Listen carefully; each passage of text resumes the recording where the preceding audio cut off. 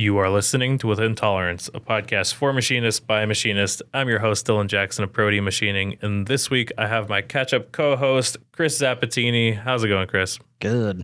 Live in studio. Yes. Yeah, I think it's the first one since I put all the sound deadening up and all that fun stuff. Yeah, it's cool.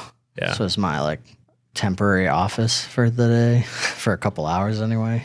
It is, I don't know about you working in here, but it is weirdly quiet walking from the shop to in here. Yes. It almost hurts your ears because you're expecting noise. Right. Yeah, I was like, what the fuck is going on up there? Yeah, it's neat. So give us the update. Last time you were dealing with material shortages and going through some stuff in Delaware. Right. Where have you been? What's been going on? All that good stuff. Well, obviously I left Delaware. Yeah. And I think I talked about potentially pausing the project, and we did pause the project because of material issues and shortages and things like that. They just they didn't have the work. I think I don't know if I knew that at the time that we last recorded, but they hadn't secured a PO from their customer for the turnkey. So they weren't ordering material. Right. Which is pretty wild. Yeah, the whole thing's a little strange. Putting the cart before the horse just a little bit, having you out. Yeah, and so we paused, and I went to Pennsylvania for a day to do some MX 100 stuff. I was helping a customer in Pennsylvania do some programming, and I had a day, so I just went and I helped them. This was the last few weeks have been pretty gnarly with travel. So I went stopped in Delaware, then drove up to Pennsylvania, which is 3 hours. Did a day in Pennsylvania, flew to here, Arizona, to help one of Graham's customers in North Phoenix. Mm-hmm. Then flew back to Maryland to help another MTA customer, which is a methods dealer in Delaware and Maryland. Right. Who got me into the Delaware customer. That was kind of part of the deal, which is they're like, we can get you out of here, because the customer would just let me sit there and just toil.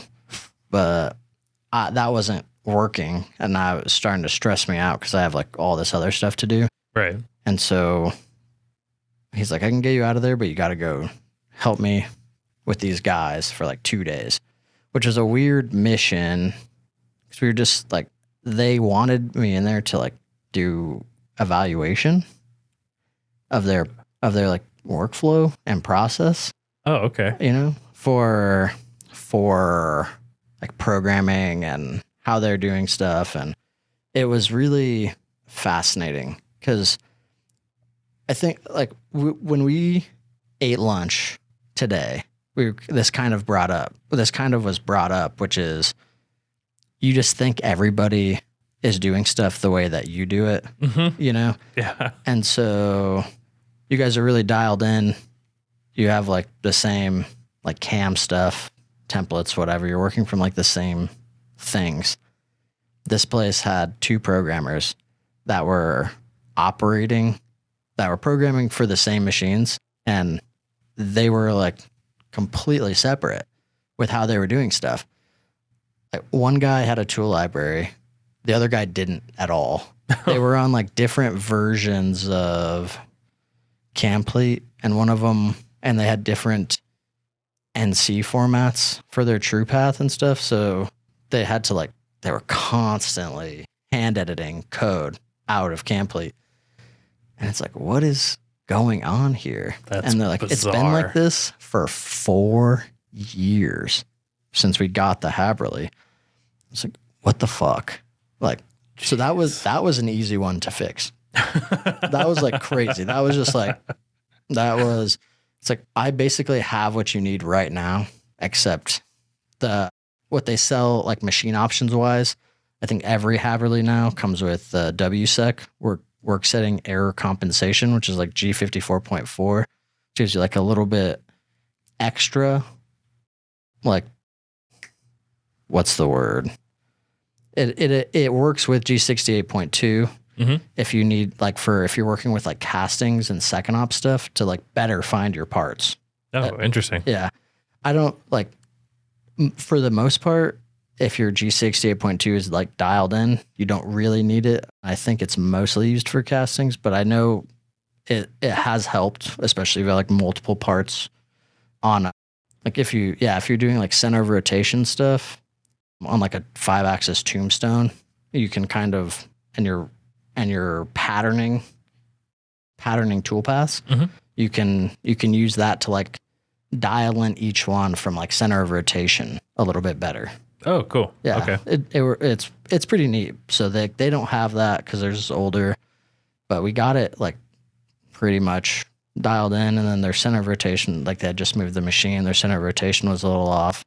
It was really fascinating, especially because they were so far behind, like so far behind, and they were thinking about buying another Haverly or something else, which is a crazy argument because if you're so far behind, just buy the machine that you have now. Right, that you know how to implement. Yeah, it was a really, the conversation, I was just like in the room as it was happening was, well, I think if we're going to buy another machine, we should buy something better, bigger, whatever.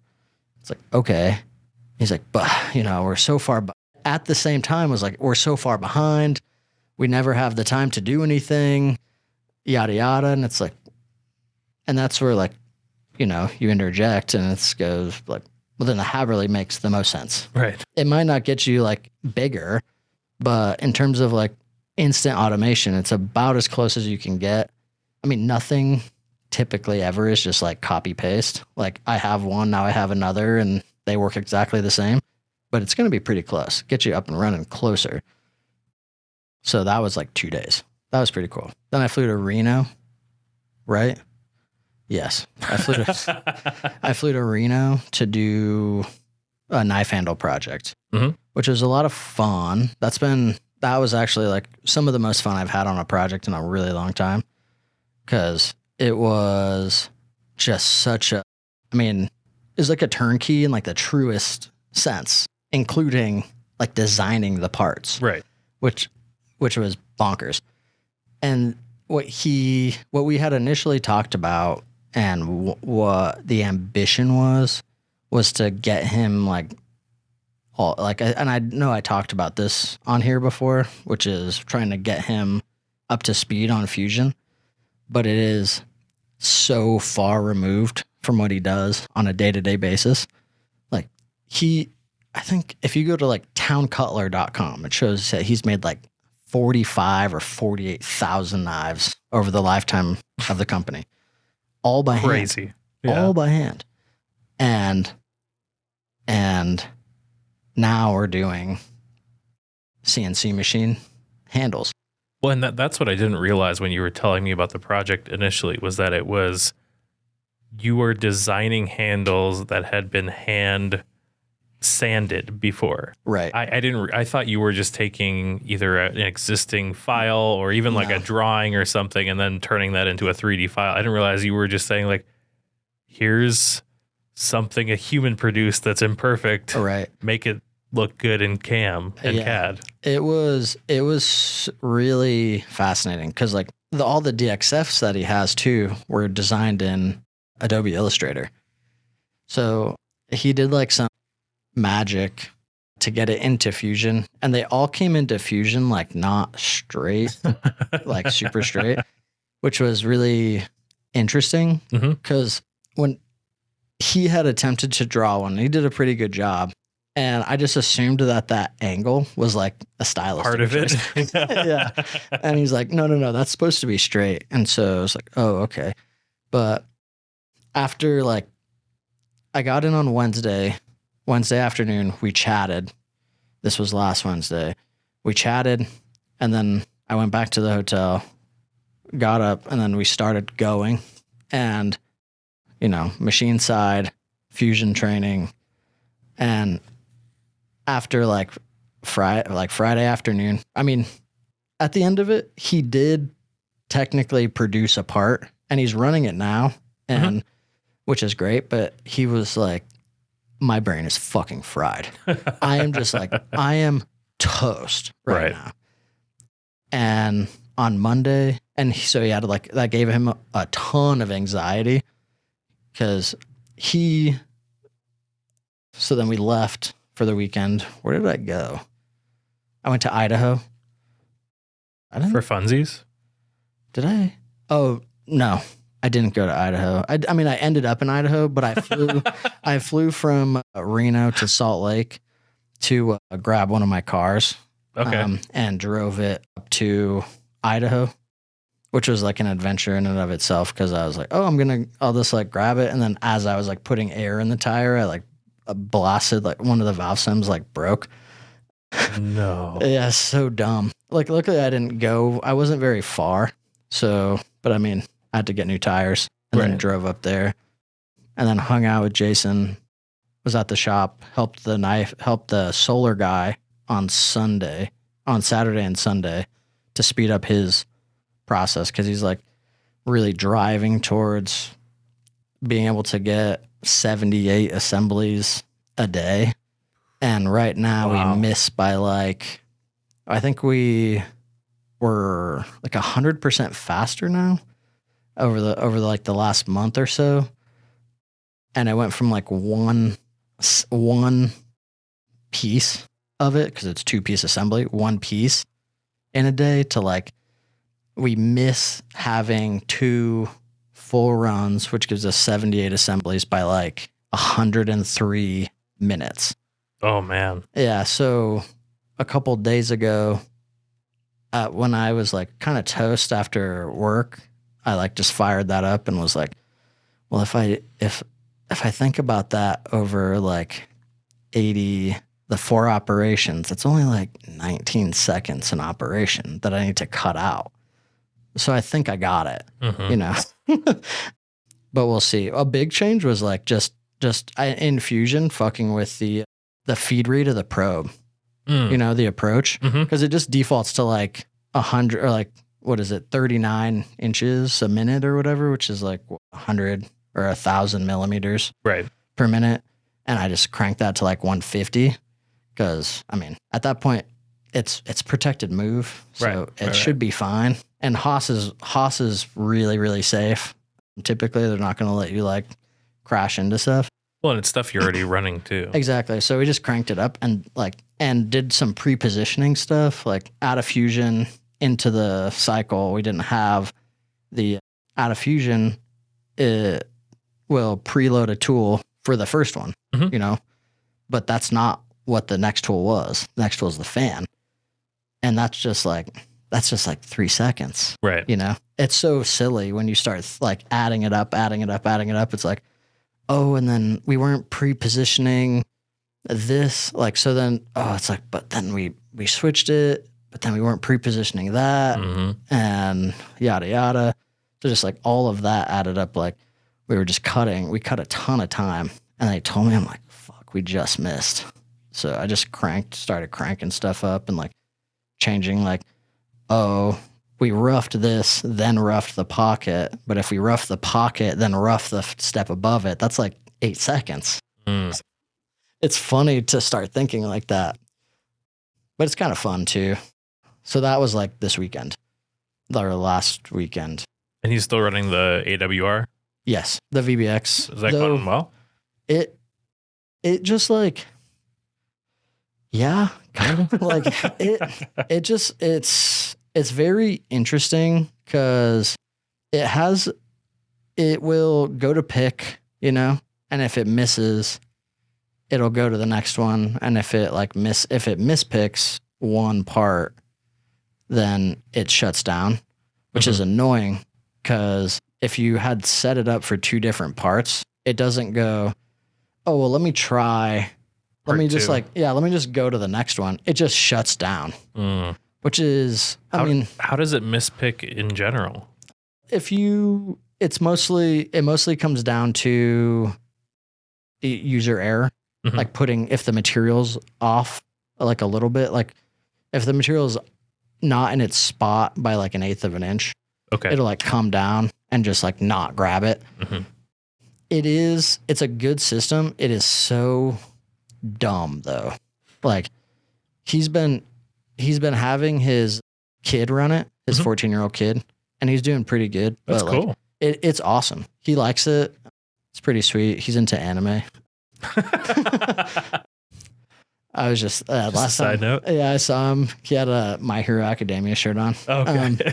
And I like put my finger in his chest and said 5%, and he got a kick out of that. But like the system is cool, and when it's working, it works fine. But it's very stupid, and like in a nonsensical way, because like you can solve this with software, but the software sucks. Like the software is really bad actually, because anytime you make a change and hit save, it doesn't save until you reset the software. You have to like restart the software all over again. Ooh. Which you have to like reset the air pressure every time.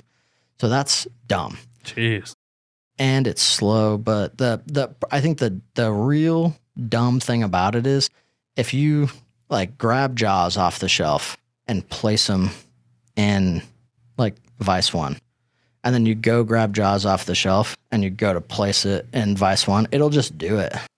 It has no idea that it has jaws in the gripper, and it has no idea that it just placed jaws there. It will just like fucking send it and crash into itself. It's so insane. Right. Like that's not that hard of a thing to overcome. No. You know? There's like, many ways to skin that cat. Right. Yeah. It's like software wise, just like know what you did. Yeah. Or, presence sensors or anything like that. Yeah, exactly. It's like you don't even without sensors, exactly. Like you just like, oh, I put something there. This like digital output or input or whatever register, blah, blah, blah, is now a 1 instead of a 0. right, exactly. Like, yeah. That's it. And so Vice 1 is loaded with jaws. Do not place jaws. It's such a silly little thing, but it's just so catastrophic. Luckily, like it is tuned way down, so it doesn't hurt itself a bunch, but it's still annoying that it does that. Yeah. Don't worry. I'm sure they'll add a camera and call it AI vision and overcomplicate the shit out of it. There is a camera in there, but it's just like a webcam or something. Which is all you would need. Yeah. Like realistically, with how good feature recognition is on cameras now, it would be able to tell like, oh, there's an 1.5 inches of jaw there. Yeah. Cool. Don't put something Whoopsies. there. Yeah. Yeah. So that thing's pretty cool, but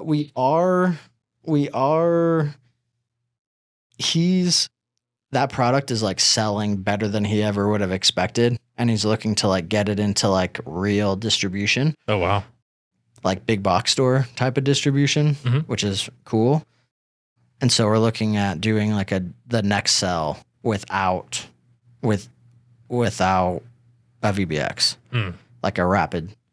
What the cool one is I'm not going to say, we haven't really quite hammered that like nailed down what the machine is, but whatever the machine is with a pallet changer, and then the robot's loading and unloading the pallet changer. So then your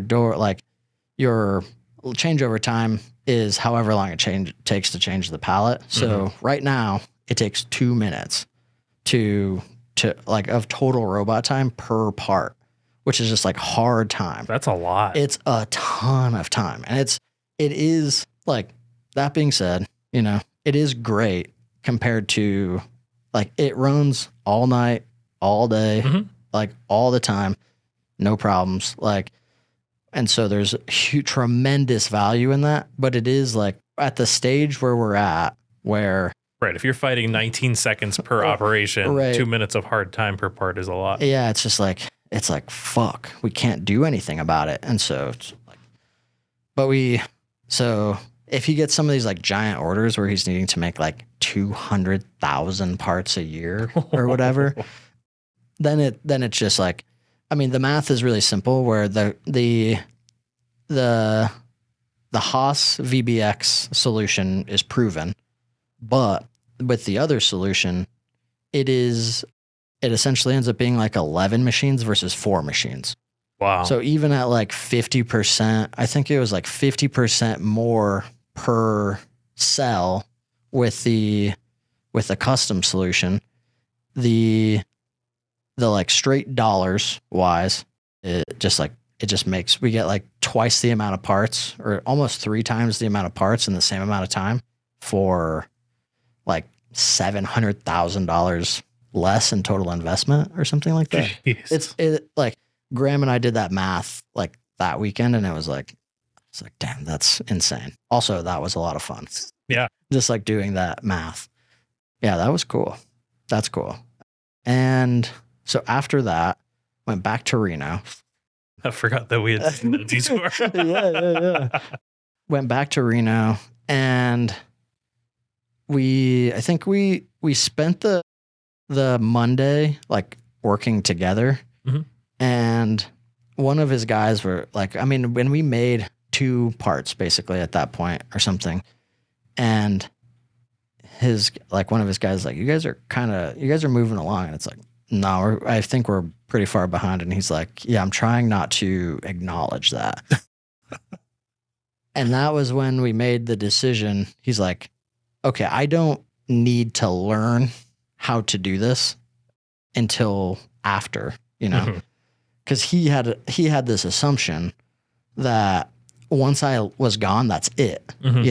He's on his own, which isn't the case, right, at all. So once he realized, like after we worked together, he's like, oh, I'm just gonna let you go and just do what you do, and then we'll figure it out as we go, which made things a lot easier. Well, and if he wants to learn Fusion, there are much cheaper ways for him to start learning Fusion. And that way, by the time next time he hires you, maybe he'll have his feet under him and he's like, okay, now I can learn how to do the more advanced stuff. Because it's a lot. So to give you an idea of like where he was at is up until he bought this machine, he didn't own a USB. He just had no use for it, which is bananas, like it is so fascinating because like we are so technical, right? And we're in machines and we're in software like all day, every day, that when you come across like this guy who does everything by hand, or he has like a burger grinder, which you like basically program on the control. Right. He's like, it is kind of like a big leap to learn how to draw, how to program, and how to operate a machine, set up and operate a machine in a week and a half. Right. Yeah. People struggle with any one of those 3 in months, let alone a week. Yeah. And so, and like we did try, but then once we got to like, it was Monday afternoon and we were like, we're not doing this anymore. Like the main goal now should be, let's get you making money with this machine. And then the burden to learn is on the back end. Right. We can do like just Zooms or whatever to like go over stuff or use YouTube or whatever. And then it was like,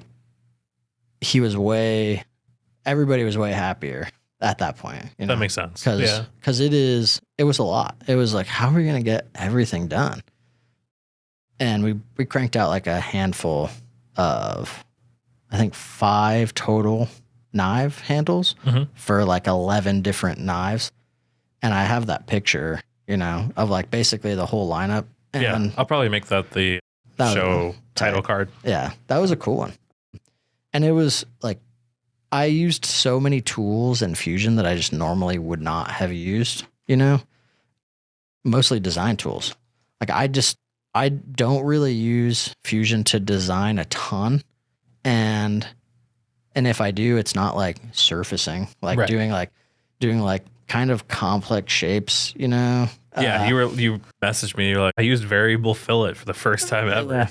Yeah. And to be fair, I think I've only done it on weird, personal projects too. It's not a fixture thing that I would use normally. Yeah. So like the first couple was doing so I started with the DXF of the blade and then like kind of picked a point where we wanted like the handle to like intersect with like the blade, I guess.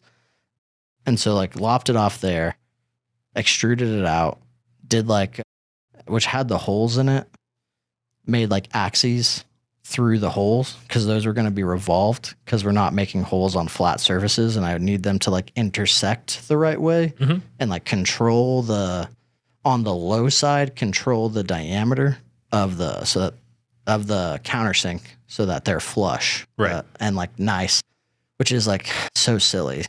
It's such like an interesting thing to do, and do this like weird revolve, which has two different profiles because the front is flat and the back is like rounded. So it's like one profile, but you do a partial. So we were rotating the front half 180 degrees and the back half 180 degrees. Oh, weird. To make and like with the angles matching up. So you have this like nice sloped surface or like hump, which like really brings out the layers, you know? That's like what it does. And then filleting all those edges and then just kind of blasting it out of G10. Right. That was a lot of fun. And the last one was like pulled out all the stops because that was his like really high end one where we were starting with this knife that had welded tangs on it and then like a piece of burlap in between. And the shape was more complex with like variable radiuses that were sharp and like it had more of like an aggressive curve to it. And that was where, and like a flat that like wasn't a flat kind of thing. And so it's like using variable radiuses and like lofts to like get something that is flat kind of, but it's like a 30-inch diameter. So that are like offset from each other. And it's just like so fascinating with G10. And I guess like any composite like that specifically is like designing the geometry to bring out the layers in a certain way, like from an artistic standpoint, I guess. Because you can like make a shape and it looks okay. But then when you like make it more like compounded and like revolved and everything, and like it just like makes the layers look fucking wild. Oh yeah. It kind of looks like cat's eye stones or whatever. Yeah, I was like, damn, that's pretty sick. Did he have kind of an intuition looking at the models what the pattern would look like, or it was just kind of like, let's see what it looks like? Yeah, I would draw the model up and be like, and then I'd go into like the render environment and be like, what do you think of that? And he's like, that looks pretty good. And then we'd cut it, you know? Right. And like I had him, like the first couple days, I like had him build templates in CAM to make it easier. So those were there. So like creating, and that was another cool thing about that one was the soft jaws. Yeah. The soft jaws were kind of interesting because we started with like 2x2 soft jaws and somebody was like, why are they so big? And this wasn't the like intention initially to do what we did, but it was like, well, we just have like a lot of tries because I knew it was going to be this, right. Which is he has no models. So what is going to be good? Right. It's all feel and that's when we knew it was like done and ready to run more is like we'd make a left half and a right half and like slap it together and then hold it and be like, that feels rotten, feels nice, you know? And then like we just run a bunch of them. Right. And so he sounds like a prime candidate once he feels a little bit more comfortable in Fusion to buy a 3D printer. Yeah. Because then he won't have to waste. I mean, you were telling me like some of this material is seriously expensive. Yeah. So if he could just print like a bamboo, like print a set and then be like, this doesn't feel great. No, he's not going to do that. He's just going to machine it. Yeah. All right. Well, because he had some 3D printed ones and he's like, these are fucking dog shit. They don't tell me anything. All right. Yeah, it was really fair enough. Yeah. Enough. Yeah. But the soft jaws, I think like we have a pallet system. We got the Trinity because eventually he wants to like add a robot. So we just kind of bought the farm and went high with the pallets instead of going like Pearson or something. Trinity has their own, or it's the shunk thing. Okay. But it's just like set up already for their robot. Gotcha. So they put a little switch on the front so you can actuate it manually, which is cool. And So we're gonna build the pallets around that, and we didn't really have I didn't really have like a solid idea for fixturing because I didn't have the parts, and like what was gonna be good. Right. It's just like I know we're gonna do this, and I know we're gonna make knives, and I know we're gonna put them on pallets, and I know there's gonna be a robot. So like, what is that gonna look like in the end? Right. Like step 1, fiberglass. Step 2, machine. Yeah. Step 3, question mark. Yeah. Step 4, profit. Yeah, exactly. And so Selway does this thing called SWAT, which is like their in-house tooling certificate program. Mhm. And so he basically, when Connor sold him the machine, he like maxed out the soft goods amount and just put it all into SWAT so he could finance I think it was like almost 10 grand worth of tooling or something like that. Oh, wow. But like SWAT, because it's like through Selway, they'll buy anything like McMaster, MSC, any like the Swarf Unlimited Chip stuff. Yeah, just anything we needed. It's just like, hey, can you guys buy this and apply it to that? And they're like, okie dokie. Sweet. Yeah, so that was crazy convenient. So I had them buy a vise because I knew we were going to be prototyping, and I bought like 10 sets of these 10 2x2 soft jaws.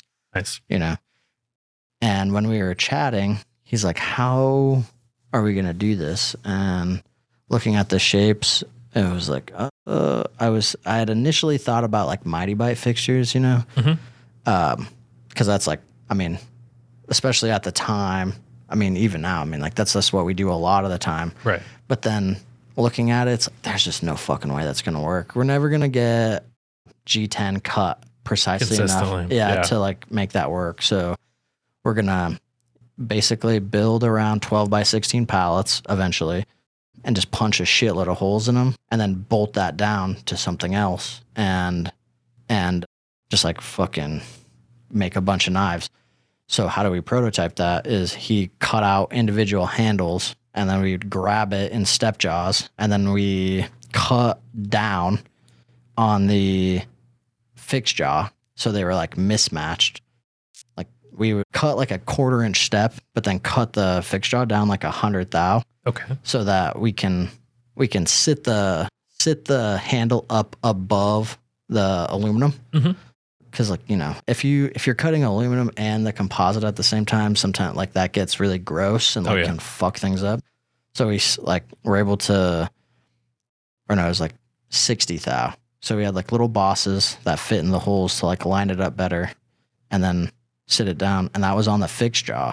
So we just like take it out, move it up, bolt it down, and just change the program and hit go. And it's like, damn, that fucking works. Yeah. That works tight. Yeah, using the fixed jaw as your fixture block, I think is super cool. Because it's like, he was like, can we like make a little plate that bolt them to? And I'm like, I got an idea. You're like, technically, yes. Yeah, but this is better because now it's just like, it's just one thing. And so he has like 5 sets of jaws basically that we just like load up and hit the button and we have parts. And so that's where we're at right now is he can consistently run product. And like we just ran out of time to do like it was a lot more design. I mean, than we anticipated, I guess, but less like I think we wasted too much time trying to teach. Mm-hmm. But I mean, it wasn't bad, like time poorly spent. It was just well, and he had to get there. Yeah. You couldn't have told him from the get-go, I'm not going to fucking I don't teach you think anything. that this is going to work. You can't learn this right now. Right. So. And he was using a Mac too, which that was my first experience with Fusion on a Mac. And I really did not like that. Oh, really? It was just like, not it. Is it not that close? Well, one of the more interesting things is like some of the like keyboard shortcuts aren't there. Like, yeah. Like Control G for regenerate. Right. No. You can't do Apple G or whatever? No. It, like when you like right click, it doesn't have the thing.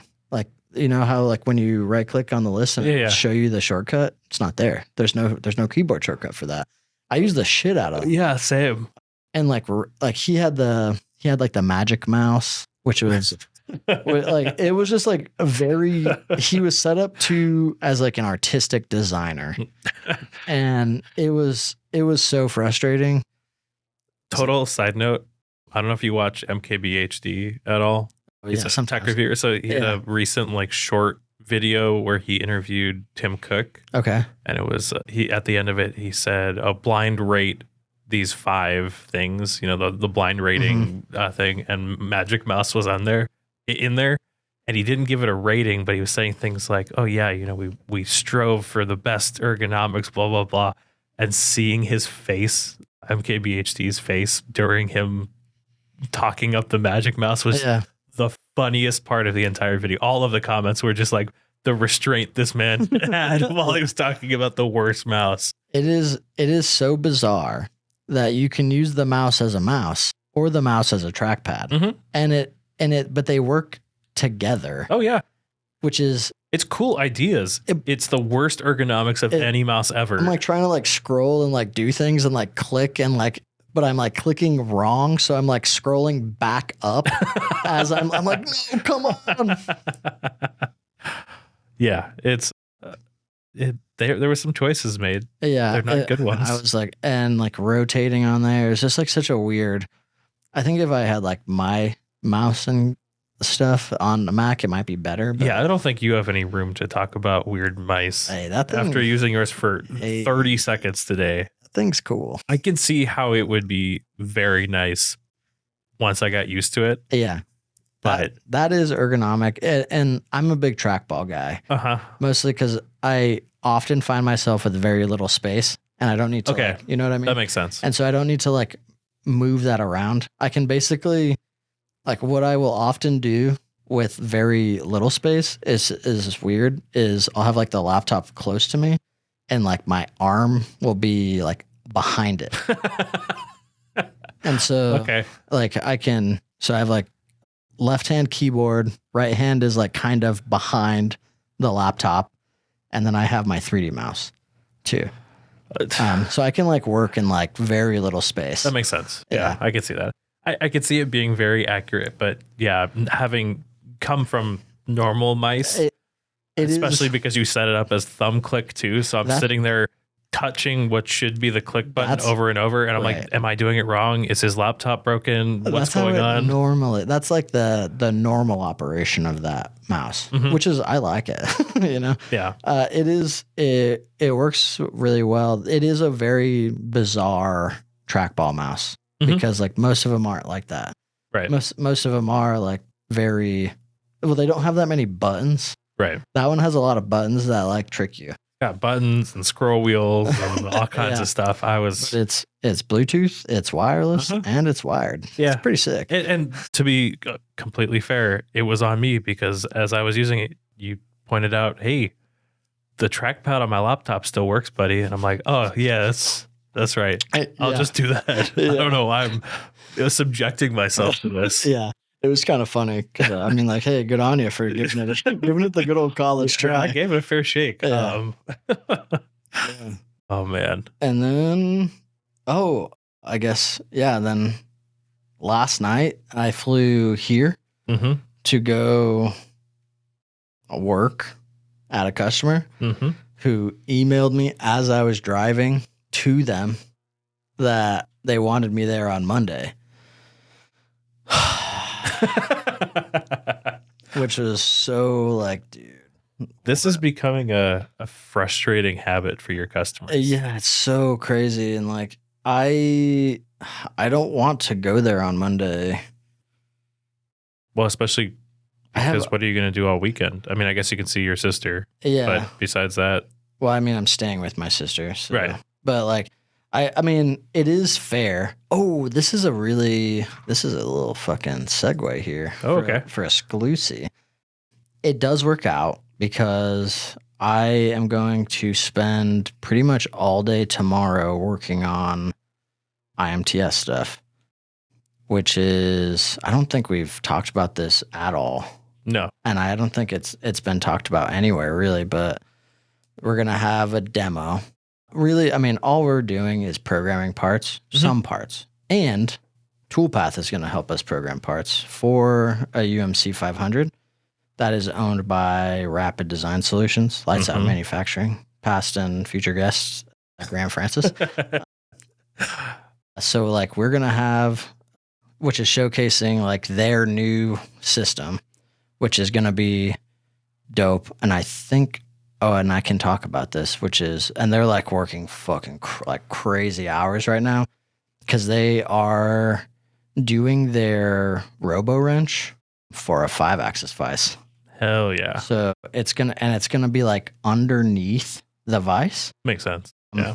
So that, and like we're gonna do what we had chatted about before, doing on like a 3-axis, but he was able to like bring this together, which is they bought the UMC. It's their UMC. Oh wow.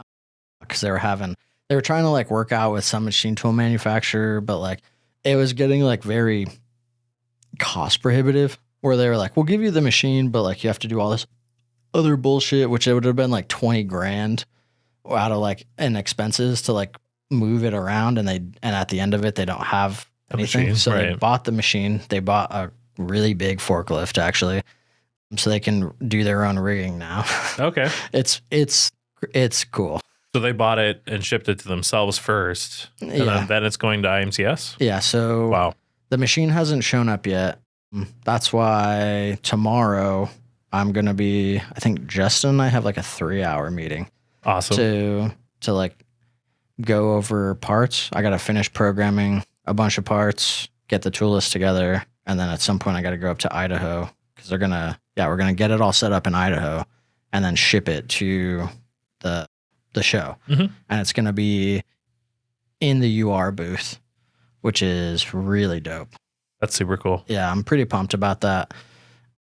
Yeah, it's going to be a lot of fun. And I have like more prep to do for like the job that starts next week in Arizona, and I mean, shoot, I have a lot of prep to do for like everything. I mean, we're just like, so I was thinking about this, like what the fuck happened? And it's like, oh, I never stopped quoting because you can't ever stop quoting. And I looked and I think I've only not gotten like one contract this year, which is good, but also a problem because it's like, oh fuck, there's so much work. I'm like, I did not cost these appropriately. Yeah, obviously. I was gonna say, time to raise your prices.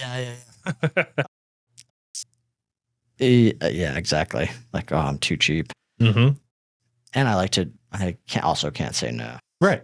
Yeah. Yeah. That's the worst part of enjoying this job is that sometimes you do stupid things to make things work because you want to work on them. Mm-hmm. And then it's only in retrospect that you kind of kick yourself. Yeah. It's like, oh, damn. I don't know. Like, it's really interesting when a customer will like, we'll go back and forth for like 6 months, 8 months, whatever. And I'm like quoting the whole time, and like getting work. And they'll be like, oh, I think we're ready now. And it's like, okay, well, the schedule's like, I can do part of it, but I can't, like the on-site portion this was like a recent conversation that really cracked me up because they're like, I was like, I can get you the programs, but like, I don't know when I can go there to do the work. And they're like, oh, this project is like really critical to our business. And it's like, is it?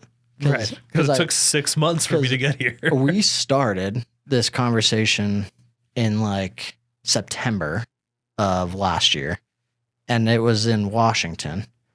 And they were like, oh, we need this bad. And I think I talked about these guys on this podcast where they were like, oh, we're going to move the machine and have it installed, and then we're going to have electrical come in. And it's like, and Sellways is going to do the electrical. And it's like, no, that's not what's going to happen. Like, yeah, we're still waiting on electrical, but it's like when the electrical gets going, we're going to like really need to move on this. And then like 2 months go by and it's like, where are we at? And they're like, oh, it's almost happening. It's like, okay. And then like another couple weeks go by and they're like, we're actually going to move the machine to New Jersey. And it's like, what? Okay. It was just it's so bizarre and like, all right. Yeah. Yeah. That's an interesting one. It's funny. It's funny.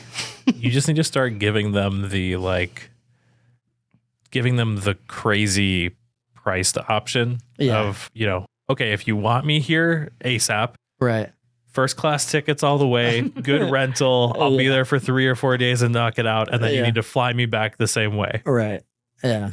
Exactly. That's, I've been in talks again, I think, with like another potential partnership, and we'll see how that goes. This one seems kind of promising, but they all kind of like, I don't recognize the same patterns as before. Right. You know? Well, some of the ones you've told me about have had red flags from the second you started talking about exactly. them. Yeah. This one, so far, nothing you've said to me screams red flag. Right. And I'm telling you, like, it sounds good. I like it. Like it becomes like a semi-regional thing, but also turn on keep the national stuff on.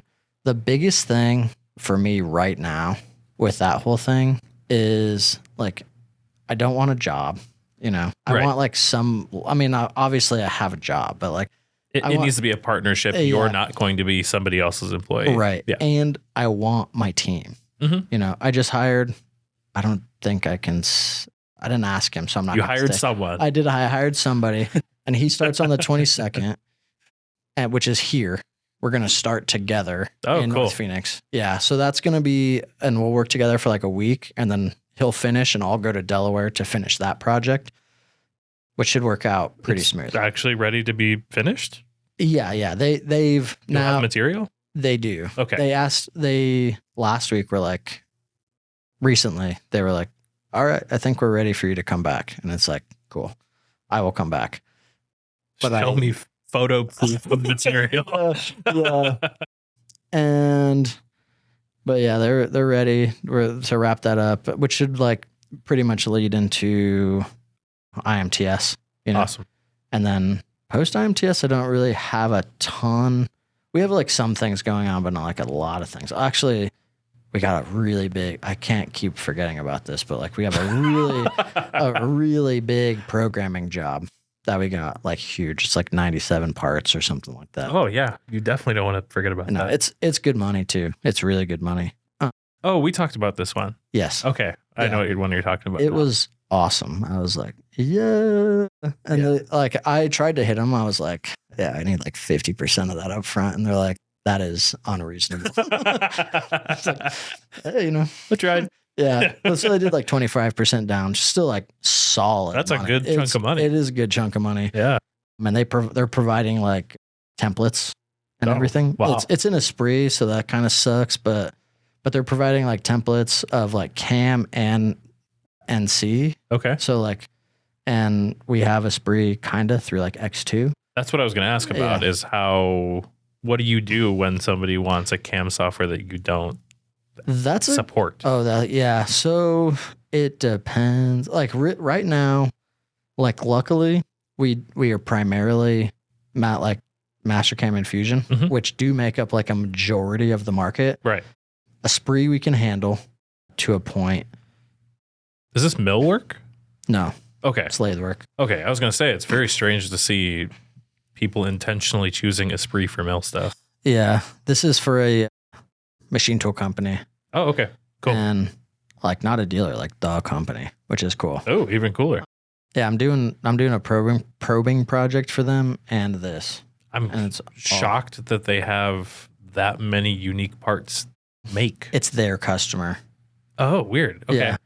Yeah. So I think they signed up for something, you know, or I think their customer bought all these cells from them, and their intention was to like and so like they're doing the initial turnkey work, and their customer, which we're trying really hard not to say the name.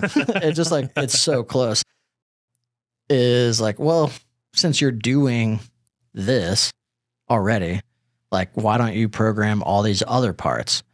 And they've been just like struggling. They've been riding the struggle bus pretty hard. Like, I think this is one where like, if I wasn't so busy, I probably would be involved in the cutting aspect right now. Oh, wow. Because they've been cutting since like last July. Ooh. 4 parts. Yeah. It's been kind of like brutal. They're like cobalt chrome. I think they're like forged cobalt chrome parts, so they're kind of nasty. Right. and it's just a bear, but man alive, like, yeah. So it just kind of worked out, and they're like, hey, so what can you do? And it's like, well, like, this is the number I would normally do. Like, it seems like a lot and not enough at the same time, Right. but that is like, they are providing templates, so it should kind of be like, once you get into the groove, should be able to like knock out like a ton of them pretty quickly. And the first 19 aren't due until like September 30th, and then the rest of them have no due date currently. Okay. I feel like that's going to come up quickly though. It is, Especially with IMTS eating up an entire week. Right. Yeah. Yeah, 2 weeks, because I'll be there for setup too. Oh, yeah. Yeah. So you've lost half of September. Yeah. Come on, man. Yeah. You got this. You got this. Yeah. So I think that brings me to right here, right now. Awesome. Yeah. That's good stuff. Yeah, it's been pretty good. I'm pretty pumped right now. That's super cool, man. Yeah. What the hell have you been up to? Let's see. Well, I just dropped today the episode with Ethan. And so we had Ethan out for a week. That was a good one. I just listened to it this morning. Thanks. Yeah, it was so much fun having him out, and just having a second set of eyes working in the shop, trying to make parts, and seeing, what we do well, what we don't do well, more importantly. And he gave me, like he said on the episode, he gave me a list of things that he thought we could do better. And I've already knocked out a large handful of those, because there was nothing that he put on that list that I was like, oh my God, I can't believe you would complain about this. A lot of them were, because you showed me the list before you guys recorded. And it's like, a lot of them are like very, like, they're very like kind of obvious quality of life things, that are the whole, like, exactly like the second set of eyes, that you're so in it that you don't see the trees through the forest. So like, why would I hang that there? Right. To give myself more space here. Well, and not even that. It's like, I'm a firefighter in my business, and I only see the biggest flames. Yeah. But it's, I'm burning myself over all these tiny, small flames to step over them to get to the big flames. Yeah. And it's only having somebody point out like, hey, all of these little things add together to be a big impediment to you getting work done. Yeah. And so it was a kind of a no-brainer. We bought Lista clone to put all the tools in. We bought a bunch of the grid line stuff from Hoffman. Jeff and Juan at Jack's love that stuff and have been kind of pushing me to do that for a while. And I've been very very against it for no reason other than I'm just so sick of like all of these different organization systems that are just kind of half measures, it feels like. Right. But looking into it more, it's very much just like professional Gridfinity kind of. Yeah. Like the mats are rubber, and then they have a bunch of squares, which, oh man, total side tangent. Yeah, let's go. Hoffman, it's so funny. So the grids for Gridline, they call them 1G squares, and they are 25 millimeters by 25 millimeters. So they are like so European and so resistant to anything inch that they're like, no, it is 25 millimeters by 25, not 25.4. Yeah. Like it is almost an inch square for every one of the little squares on the mat. Nice. Which worked in my favor because the drawers on the global thing that I got is like 25 and a half inches by 21. And the grid line mats are 26G by 20G, which is like right around the exact same size. So it all worked out. But yeah, I'm excited. I got a bunch of drawers worth of that stuff. They have both the like rail system within, how Lista has their little line things that you put the little dividers in.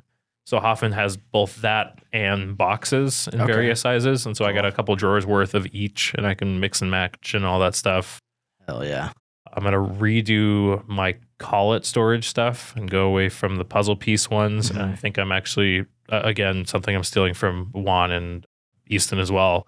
I'm going to start actually having individual little ones that are like 3 or 4G each, and they're individual sizes of collets rather than just having all of my collets mixed up, which would be nice. So when Easton did that, I was like, yeah, I like that. That's dope. Yeah, it's nice. And then, yeah, getting our tools organized. We've added a bunch more tables to the tool crib area. Yeah, I noticed that. Yeah. Like in addition to all the light in the back corners, Yes. like all the tables, it's like, damn, this is coming together. Yes. Yeah. Hopefully it'll ease setting up tools. Because I feel like right now, I think it's just me being lazy, but that's like the part I like least of programming and running jobs is setting tools. Oh, that's and interesting. I don't know what it is. Yeah. Like, it's not hard. It doesn't bring you joy. It doesn't bring me joy. Yeah, That's really what it is. You're in the process of Marie Kondoing the area, Yes. so that it will bring you joy. Exactly. Yeah. Yeah. So there was just a bunch of little things that he pointed out that immediately, I was stoked to find solutions for. And Right. Yeah, that's all going to be coming together pretty soon here. Mm-hmm. Got the stamping press, super cool. Right. Yes. And you got some accessories on the way? Or Yeah. not yet? Yeah, no, they're on the way. They have a centering fixture now, and they have a little indicator thing so you can actually dial in the stamp very easily. You're not just like guessing and checking with your eyes anymore. Right. When you were talking about the indicator setup in the Discord, I was like, what the fuck? Because my mind goes to like a dial indicator. Mhm. And then when you were explaining it to me here, it's like, how has that not existed the whole time? Right. It makes so much sense. Yeah. Well, and the thing, it works with the system so well because the thing I didn't realize until we had the system and I read the manual is you can adjust the air pressure live at any point. Yeah. So what we'll do is on a new material and a new size, because that's the other thing. It's so stupid simple when you think about it, but it is not material based. It's material plus size based because like a 1-inch piece of aluminum takes much less force to indent than a 6-inch piece that spans the whole jaw. So we'll just start out at 0, push the pedal, slowly crank it up until we see the 200 microns of indentation or 300 microns. And I'll make the only thing I have to make is a list that says like this material corresponds to this indentation depth. So yeah, I'm stoked on that. Yeah. That's a good QR code thing. Yeah, exactly. Trying to think of what else. I think that's pretty much been it. We got our ball bar, which I'm excited about. As soon as Oh, right. Yeah. I've got one more week and then I'm gone for a week on a family trip. And then when I get back, we're going to ball bar all the machines and get all that set up, which I'm excited about. Hell yeah. So now I guess Ethan was here about a week ago. Yep. So you're a week removed from having somebody in the shop. Mhm. Does it feel weird now that he's not here? Or No, does it feel more back to normal? more back to normal. Yeah. Yeah. I think that he wasn't here long enough that I was used to a third person. Yeah. And then how are you feeling? Because like obviously when he's here, you're like, oh, I can see the value of another employee, whatever. But now that you're like a little bit away from him being here, what do you still feel the same? Like, are you still like, oh, I like really want to do this? Yeah, I definitely want to. I think that having him as an intern was a little bit of a cheat, though. That's true. Because nobody even if I hired from an experienced machinist in Tucson, I don't think I would get somebody of Ethan's caliber. No. So, I mean, that's why we would much rather hire somebody out of Pima. But Yes. even then, just having someone be able to do the low level tasks so that I don't have to do them. Yeah. We've been adding all these tables and stuff. Who do you think's building them? Right. Like it's not a good use of my time Yeah. at all. Yeah. I think, this kind of like bites into like the research thing, but I didn't actually research it. Is like the whole, like having an employee is so cool. Cause like you had mentioned, you should talk about this, the customer survey thing. That you did. Yeah. Well, I mean, I can talk about it, but it hasn't really given me any good. Like, it's given me one good data point so far. One is more, but like, so you got that. Yeah. To give backstory, Yeah. Brad had a great idea. He wanted to send out a customer survey that was very simple. I didn't, make any fancy documents or anything. I wanted something that was path of least resistance.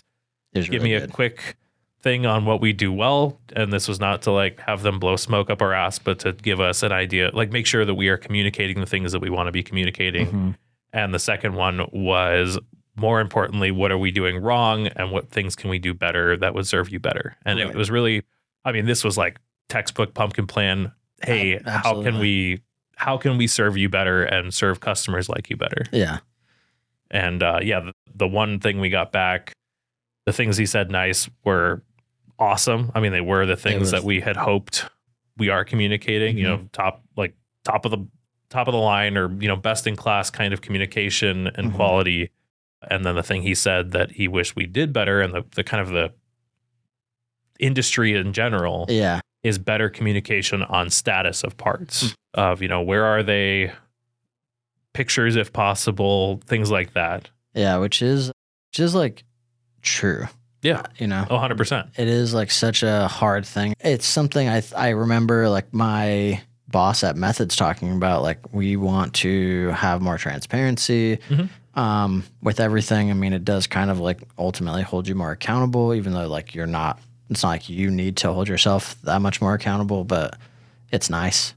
Yeah. And then you found this service online that's like a project management service that I was able to, this is like the employee aspect of it, where you sent it, I looked at the website and I was like, I think I like this too. And I just took that link and I sent it to Hirsch and was like, what do you think about this? And he gave me like such a nice write-up so fast. You sent it back to me. And I immediately sent back, oh yeah, this is super cool. I can see why you like it, employee. Yeah, exactly. I was like, holy, and it's like, this is like furthering down like the admin pilled path, which is I never would have assessed it that fast. Like my brain just is not working like that way, you know? Like that's why Asana works for us, because it works. That's it.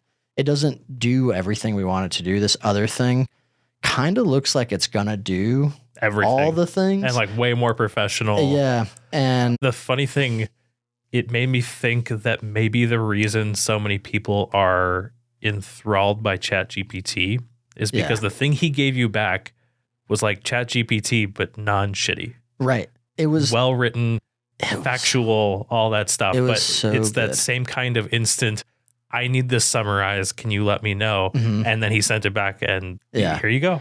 And then he goes like, he's like, this would actually probably save us money too, because like there's 3 services we use right now. Like it kind of like it would replace DocuSign a little bit. It would replace Asana and kind of replace our like CRM a little bit. And so like that saves us money. And it would like, but he's like Asana works, but it's so fucking clunky. And he's like, it works now, but it doesn't seem as scalable as it needs to be for what we're doing. He's like, we're kind of like putting things in a lot of spaces, and like as we bring on employees, it doesn't seem like it's going to work. And it's like, this is awesome. You know, just being able to be like, he's like, I think that this other tool will be way better. Yeah. Even if it doesn't work out, just I think having that experience of being able to send him on a fact-finding mission, get something back so quickly and act on it is super cool. And be like, do you want me to set up a demo for Monday? And it's like, yeah, dude. He's like, do you want to be on it? And it's like, no, just could you ask these questions? And he's like, yeah. And it's like, cool. And you know he will, and he'll give me good feedback and off your plate. Yeah. And I will say, like, it's been so good because like as we go, it's like I get further away. I can focus more on being like technical. Right. And it's helped tremendously. Like, I think part of the reason the Nevada project went so well is because I was just able to focus on the technical stuff. And he just had handled, like, because we just did this, like, all this back-end rippling stuff in anticipation of our employees starting in a couple of weeks. And I didn't do anything. You know, I had to log in once to put in like some information, and then he just handled the rest of it completely. And that was absolutely incredible. Where it's like, oh man. He was also like, I wish you did this 2 years ago too. He's like, yeah. It's Yeah, that's amazing. It's amazing. So Yeah. highly recommend. Will continue to recommend. Oh yeah, I'm not against it at all. Yeah. At this point, it is just kind of refining what kind of person we want to get. Right. I've got a few projects up in the air that I need to find more information about and see Yeah. what duties this person needs to have. Because like I said, I think that someone shipping, receiving, admin is probably going to be our first hire just because it makes the most sense. Yeah. It's just such an easy, it's a much easier onboarding experience. Right. Versus like trying to find somebody technical to like work inside of your different business or whatever. Yeah. From whatever they were doing before. Like it is crazy how fast we've been able to like just hand things off and clean things up. And he's just like, oh, I got it. No, don't worry about it. Right. It's like, cool. Yeah. Sick. It's so good. That's awesome. Yeah. So yeah, that's pretty much it, man. Like we've just been making parts and doing well. One of the questions we got, I can bring it up now, was Sean Connor was asking about the service on the 5-axis. I didn't have service, but I did have You had an apps guy out. And that was fantastic. They sent him out. I had told them, oh, this might be a full day that I need or a little over a day. Ended up being 4 hours. Nice. And really a lot of it was he immediately started looking at code and goes, why is your post only posting out 4 decimals? And I was like, I don't know. That's what they gave me. I didn't even really think about it because I've only had 4 decimal machines. And he's like, yeah, your machine's rounding is what that means then. And he's like, that might be why you're having all these weird artifacts and, tool radius too large issues, is that it's a rounding error. That makes, oh my God. As soon as yeah, that makes so much sense now. Well, and to be fair, I have friends that they run in metric, they're running 4 decimal metric, and they still have the tool radius too large error. But the 5-axis stuff seems like it has improved drastically. Right. So that's a big check box. Mm-hmm. He answered all my other questions. We got done around noon. It's like, I've got nothing for you. He's like, you told me it was going to be a whole day. It's like, sorry. Yeah. Like, you're like, I don't know. Yeah. Well, and I wanted to run test parts while he was there, but until I had my post fixed, it didn't make any sense. Right. Like, oh, let's diagnose a problem that might not even be a problem once I get my post fixed. So he helped me with what he could. One thing that I needed help with was setting key seat cutters in the laser. Okay. So the Hermla is really nice in that you don't have to manually set tools usually. You just keep a box unchecked in the tool, and the first time it's called, it just goes over and sets it based on the L off and R off, like the length and radius offsets that you give it. Okay. Automatically, first time it's called in a program, you never have to worry about it. I tried doing that a few weeks ago with a key seat cutter, gave it an L off and R off to like pick up the edge of the flute and stuff. And it just blew past the cutting edge, because that's what it usually does, is it does like a hard search into the laser and then backs up and does the refining touches. Oh, sure. But because I think the initial search is like 2 or 3 millimeters. Yeah, it went past the saw. Yeah. It's a high-low and then freaked out, and it tried it 3 or 4 times and then freaked out and was just like, can't do this, and hard stop the machine. And so I ended up setting it on center, which is it actually worked, thankfully. Yeah. I was very lucky. Because it found the shank. Yeah. Because it could search past the flutes, hit the shank still, then come back down and do its refining thing. That's so bizarre, but turns out there is a manual cycle you need to run, and you need to change a few parameters in it. And like, I saw the parameters in the manual that they give you at training. I just didn't really understand how to do them correctly. And so we walked through that. We actually built and set up my 80 millimeter Hoffman saw in there, because that was the other thing that I was a little hesitant to do, because I think beam to beam, or like the stock to stock, is like 85 or 90 millimeters. Right. So, he was like, oh, why don't we set it? If I'm doing it, it's, the company's going to take care of it if anything goes wrong. And I was like, oh, okay, let's do that. So we did that, worked flawlessly. Did you do it on center, or did you do it offset? We did it offset. Okay. Yeah. So we did the full thing. It's only a 2 millimeter blade. So it if it was going to fail, it was going to fail. on that one. Yeah. So you can, so basically, like, your workflow there is, if it's a saw, you just do that one manually. Yeah. Cool. Yeah. You just go into MDI and call the laser macro manually once it's already in the spindle. Oh, cool. Yeah. It's Easy peasy. Yeah. Not hard at all. And realistically, I think with a lot of the key seat cutters I use, it looks like setting them on center. Like my slot was, I think, 7 microns off of where it was supposed to be. Fucking throw the part. So I wasn't too worried about it. Yeah. But yeah, he was fantastic. I was really happy that they sent him out. Cool. Yeah. Retribution. Are they redeemed? Yeah. I still need to get through spindle air installed. That's taking a little longer than I want. So long that I forgot that you were planning on doing that. Yeah. Yeah. I've been trying to, it is, like I said, I think it is the only oversight on these machines so far. It is the only thing, like there are choices that they made that I understand from a cost standpoint that don't hurt the machine performance. Like there's no integrated washdowns into the castings like there are on the performance line machines where you can just turn on the pump and it, washes everything down. But there's a great wash down gun. I can turn it on and wash down the machine at the end of the day. It takes 10 seconds. Right. Not a big deal. This one, I don't understand it. It is bizarre. It does not seem parts wise like it would be that much more to just add in the factory. Yeah. Yeah. Actually, basically, I have like a spindle full of coolant right now. And so when it goes to change tools, it just like dumps coolant all over the place.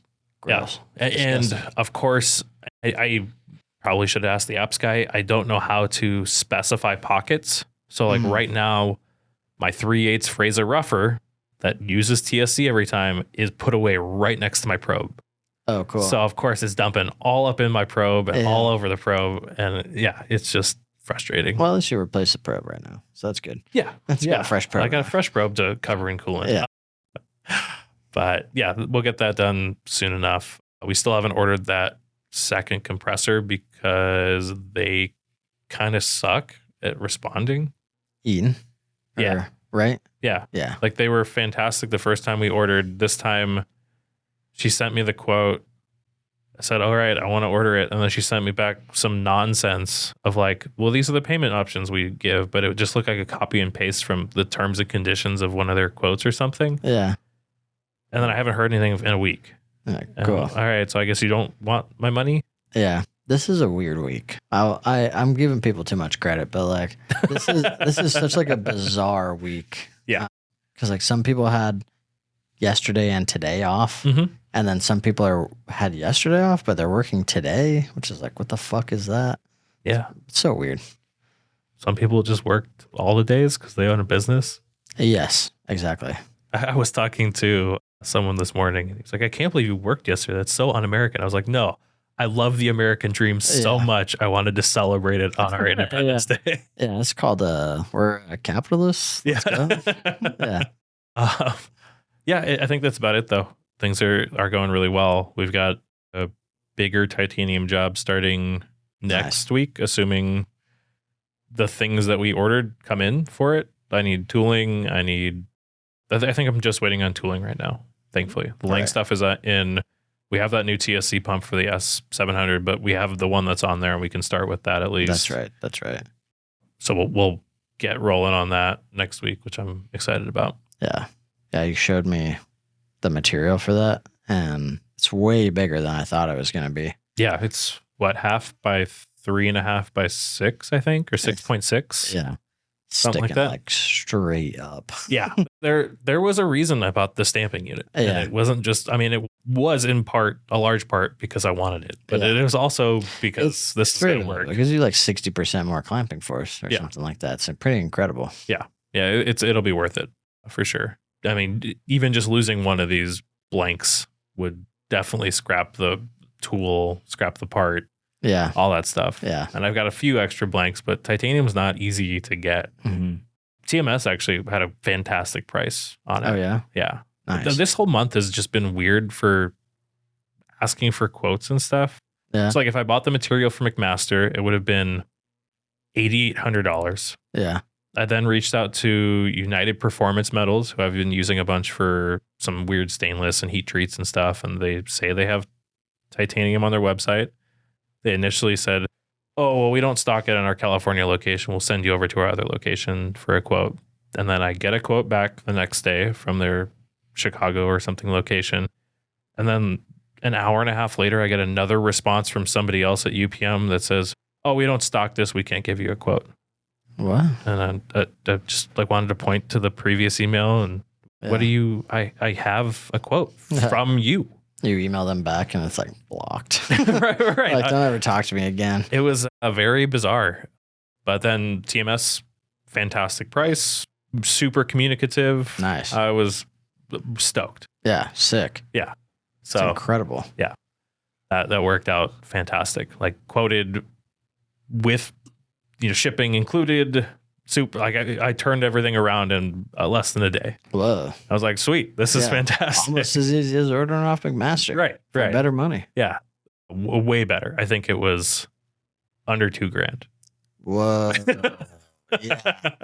That is. Or maybe insane. like right at $2,000 or something. It was significantly cheaper. Yeah. Sometimes McMaster is kind of close, and then sometimes it's not even in the ballpark. You can tell when they don't want to sell you something. Yeah. Like for sure. This is a wild thing. The Town Color guy, his like wife's stepdad is the ex-CEO of McMaster-Car. What? Yeah. That's cool. Yeah. So it was like, he was like, they strive to have every order picked and on a truck in like 12 minutes. It's impressive. Yeah. Crazy impressive. There's a reason I love ordering from them. Yeah. Right. It's fantastic. Yeah. It's hard to beat them. Yeah, it is. Especially when I'm playing this game of quick turn stuff. Right. Like I need to know that it's going to be here tomorrow. Yeah. And if it's not, I need to at least have a game plan or something. Right. So, all right, we got some questions. Let me pull them up. All right, John from the Shop Incorporated asked, when should you invest in more capable equipment versus outsourcing versus no quote? I don't know really how to answer this. I mean, I guess from like a project standpoint, the machine was huge for us because it just allowed us to like rein in our timelines a bunch. Mm-hmm. And like like one of these, like the potential partnership, he's like, can we outsource that stuff instead of machining it ourselves? And it's like, yeah, we can do anything, but it's nice to just show up with the stuff and like know that we made it and it's right. And if it needs to be adjusted, we can just do that. You know, if you like catch something midstream with like quick turn stuff, when like the more capable equipment thing is interesting, versus outsourcing. I guess I can speak about this from like the solar tool guy's perspective and the knife or Town Cutler perspective, which is his whole thing is like G10 knife handles. He could not find a shop that would do that for him, which makes sense. It sucks. It's disgusting. Or they were like going to charge like $80 a handle, right? Which was like out of control. Yeah. And he just couldn't do it. And so, well, his knives are not expensive enough to absorb that. No, not like they're at actually all. Priced very well for a custom, or not a custom, but a nice kitchen knife. It is like, his prices are very reasonable, almost like too reasonable. Yeah. But yeah, so he's like, like handles are like one of his biggest bottlenecks because it kind of happens at the end. They're ground by hand. They're attached to the blade as it's happening. So like a slip could toast the whole thing. Right. Where oops. And like, it's not even if it's a slip, like the handle's fine, but you nick the blade, there might be no recovering that blade. So him investing in this machine made a lot of sense because he can take that out of the equation, make them fast. Like the last thing we did was like he set up the next part that we were going to run, and he busted out like, I don't know, 20 of the first stops, which is just like a whole, just standing there, you know? like popping the holes, doing whatever, which like, he's like, there's no way I would have ever done this fast. So for him, it's like the whole like time value of money thing. Kevin says it all the time. I always feel like I'm saying it wrong, but it's like, there's this misconception that doing it in-house is going to be cheaper, you know? And it kind of is, but it's also like more expensive in some areas. Like you're just taking on like a piece of capital equipment, which is obviously like you have an ROI on that and everything. You're not buying the ability to produce these things cheaper. You're buying the ability to make them at your own rate, which is like obvious, right? So like at what point does that make sense to you? Like if you can get stuff on the release schedule that works, then and at a good price, why ever change? Right. You know, there's really no reason for it. If you are like one of the projects we just got, that's the post IMTS project. I got one. He likes to play. So like we're doing a turnkey for him, but it's like set up in a way that he can kind of like fuck around with the shapes. Like the outside shape doesn't change. The inside profile will change ever so slightly every once in a while. And so he just like wants that ability to be able to change things around. And like based on conversations that he had leading up to us getting this project, and this is another one that we started in like November, he's a really nice guy, but he's like super ADD, and he like is always iterating. And he's like, I had a shop that was doing it, but they just keep wanting to raise the price. And I know that he's having that same he's just annoying unintentionally. Right. Not like he has a lot of ideas, and if you don't rein him in, he'll just keep going. Like the last conversation we had before he sent us, a lot of money was, I'm thinking, what do you think about doing this type of work holding? Because I kind of want to do other parts in addition to what we're doing now. And he like texted me, had this like video and pictures and whatever. And I called him and was like, no, like, dude, we're designing this. This is designed to do exactly what you asked of us. Like, and you're forgetting this is based on like everything is based around the machine being maxed the fuck out to make these parts. If you are in a position where you want to make more parts, you're buying another machine. Right. You're not putting them on this. Yeah. And he's like, okay. He's like, that makes sense. All right. So he's like, so do you take checks? And I was like, no. And tangentially, I had a customer like that where, and this was not a good experience like that, where they would beat me up on price every time, saying like, oh, this is going to be production work. This is going to be production work, blah, blah, blah. In the entire 2.5 years that we did parts for them, not a single job repeated. Yeah, that's annoying. It's like, you can't, it's one or the other. Like, but back to the question. Right. I can't say that I have a good formula for that. I am not a good lay out the numbers and use that to drive my decision kind of business person. Right. Probably to my detriment. Yeah. But like for the Hermla, we had been subbing out some 5-axis work here and there from our customers just to not say no. And it was more just a gut feeling of like kind of seeing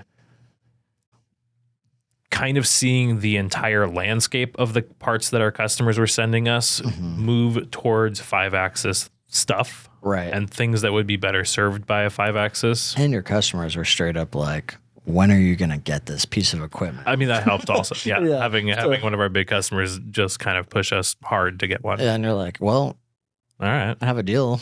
Like, so if you can do XYZ, then I will do ABC. And I'm like, let's go. And now Your most profitable machine? Probably. Yeah. Yeah. It's getting there for sure. It feels like cheating a lot of the times.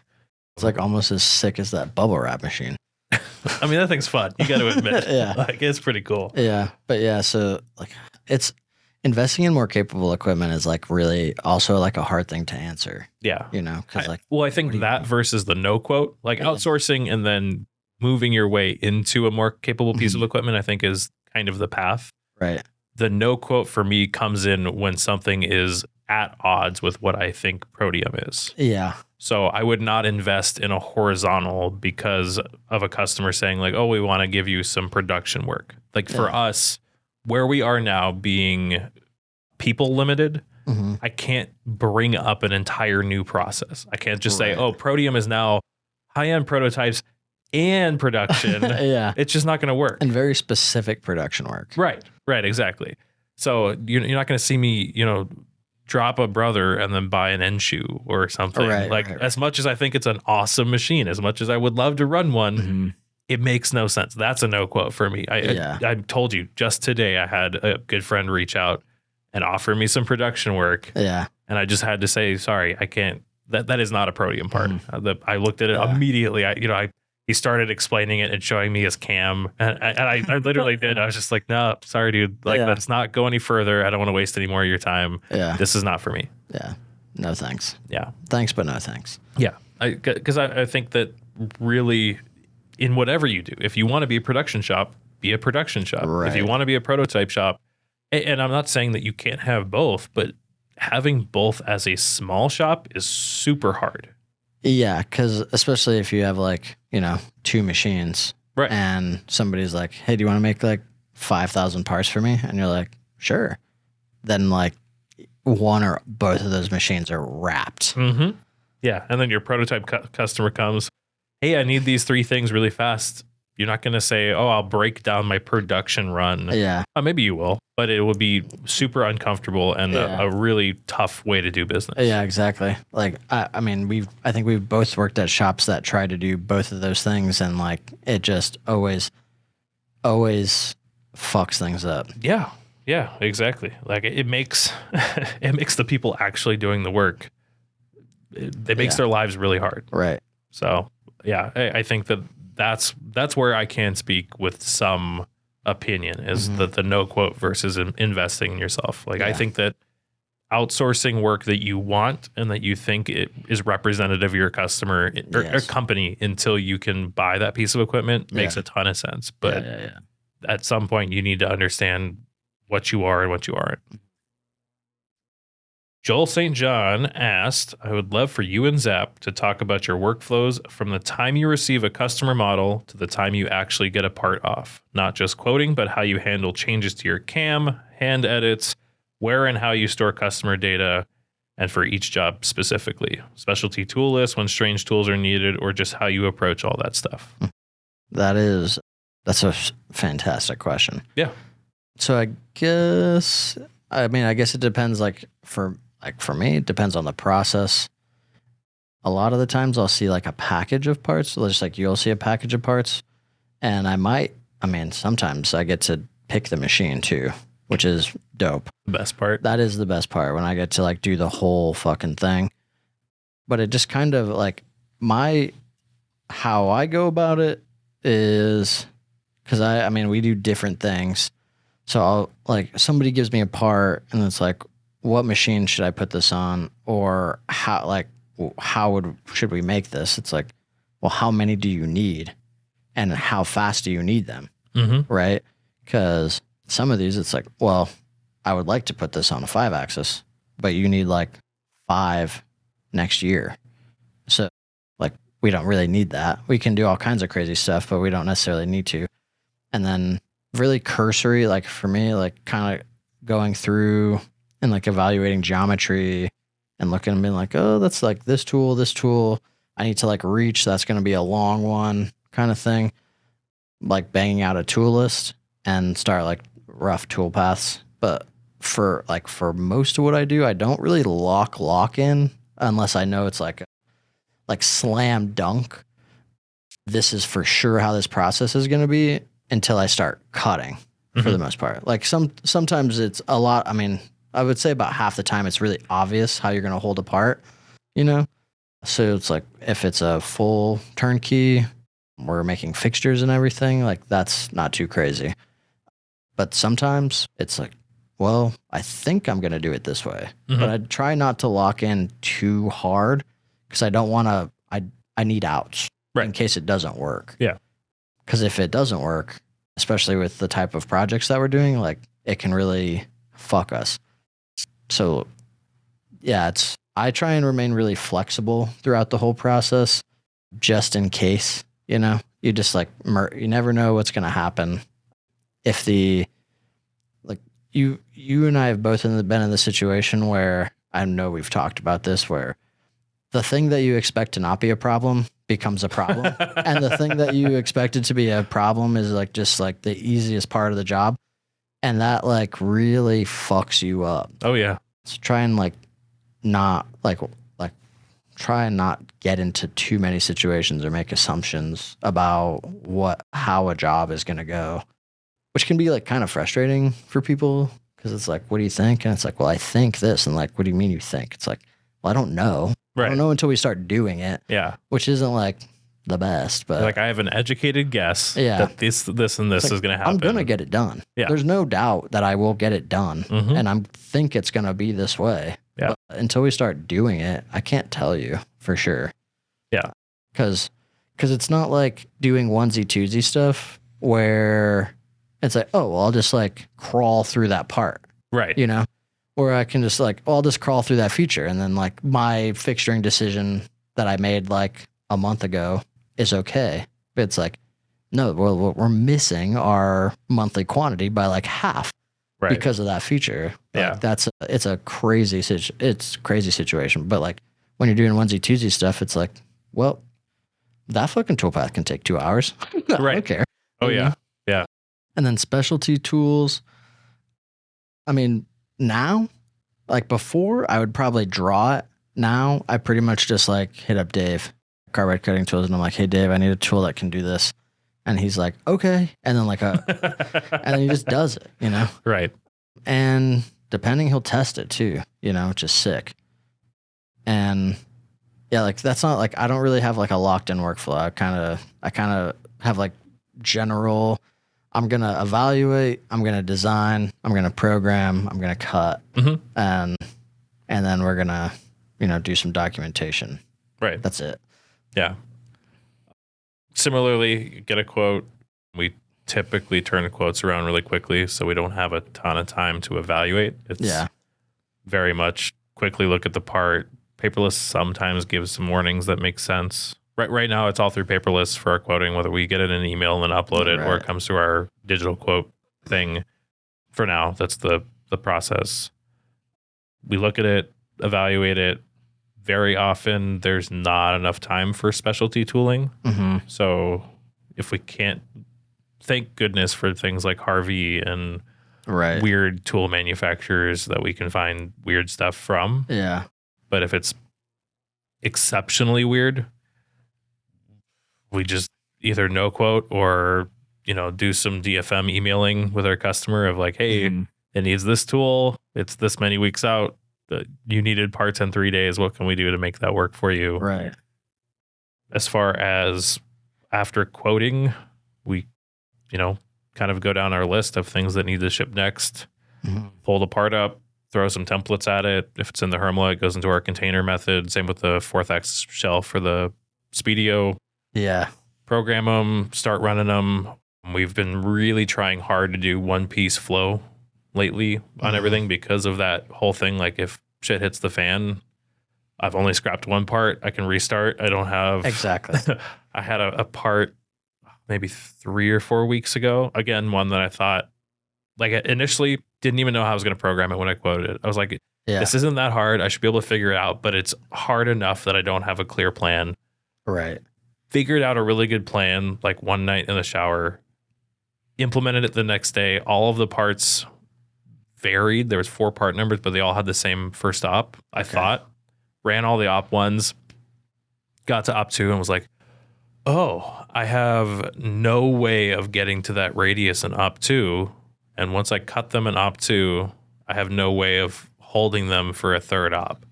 So I had to make like an op 15 in between my 10 and 20 and decked off the back of them and put in the little radius and then flipped them back over into the fixture and ran them the right way. Yeah.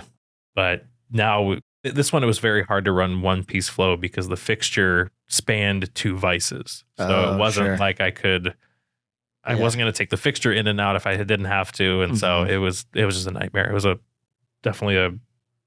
was all the bad things that could happen all at once. But yeah, we typically run one piece flow. As far as programming goes, we have our standard tools in all the machines. And then we add in, I think, 2 through 8, 10, 14, and 15 are all standard in all the Speedios. Okay. And then we just place drills and taps, whatever, wherever there is a free place for them outside of that. Why those numbers? Because, okay. I mean, 2 through 8. One used to be a face mill. We don't use face mills anymore. So we just dropped that. We didn't move everything up 1. Okay. 2 through 8 covers our standard chamfer, and then everything from our 3/8 rougher down to a 1/16. Okay. And we use a 1/16 all the time. I know some people think that that's a tiny tool to have as a standard tool, but like I use it once a day. Yeah. I mean, some of the parts you showed me today, it's like that seemed like a 1/16 would be too big. Yeah, it'd be the rougher. Yeah. And then I think it was, I don't remember where 10 came from. I think we had a standard in 9 that we got rid of. Yeah. And 10 is our spot drill, which that one's not really a standard anymore because we don't spot much. We just have switched to carbide drills for everything pretty much. And then I don't remember why we skipped to 14, but 14 is our 1/8 inch chamfer. Okay. And then 15 is our top hat tool from Carbide Cutting Tools. All right. Couldn't tell you why that's in 15. Yeah. This feels like a conversation I had with Ethan too, because Ethan kept asking questions of like, well, why do you do it that way? Yeah. And I just respond, because we do. There was no thought given. We're stupid sometimes. We just chose that. Well, I mean, at this point though, there's a good way. The good answer to that is like, it's the Protium way. Right. That's how we fucking do it, baby. Yeah. It's in the manual. Right. Yeah. I got to start on that manual. Yeah. And then I'll just point to that when you ask me why I've got stupid standard tool numbers. Yeah. I mean, I kind of ran into that with one of the customers I was dealing with. They put G10 lines in all their programs on the Haverly. Weird. Yeah. And they're like, oh, God, but every one of them, it's not like they only used it for first op stuff, and the work offset, because it's in a Haverly, it's like, it's the same. Right. And it's the same in all of them, which is like, they use the top, the vice bed of the self-centering, not like where the part sits, but like the bed of it. Okay. Where the jaws sit. Sure. Which is whatever. Yeah. And then the center of that. Okay. And it's like, all right. So I mean, it feels like the palette interface would be a better choice, or the palette interface, or where the part sits, either one of those, like just go up or down, but whatever. It's a known spot. And but they G10 to that. And he's like, they just kept going on about the G10 line. And I'm like, why is it there? Right. And they're like, it's not changing anything. Yeah. Or I mean, it is but